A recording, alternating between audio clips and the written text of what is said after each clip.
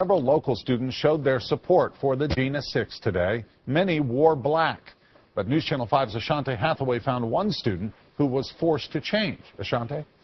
Rory, Danny Super figured she could wear a T-shirt supporting the 6 teenagers at the school, but turns out the school figured she should change it. I just want to support those boys. I don't cross top, I just wanted to help. It's just a shirt, right? Well, not if you ask Smyrna High sophomore Danny Super. It's a chance to voice her opinion, but her school sees it as a problem and told her to change it. What? I had no idea of why would you not allow this shirt in here.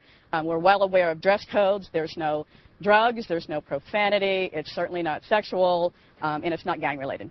But according to the school, it's disruptive. They say Thursday's march in Jena, Louisiana sparked racial tension with Smyrna High students, and Danny's shirt could make things worse. He thought it was an appropriate action to take, and we support him in that. Under the rules of the Rutherford County Board of Education, the school principal decides when a student is violating the dress code. With this student, they were just, like I said, not trying to shut down her First Amendment rights. They were just trying to keep the school safe today, minimize any kind of disruptions they might have. Only Danny's mother sees it another way. We need to stand together. We need to teach our young people to stand together, not to separate once again. And this is an opportunity to teach, not an opportunity to punish.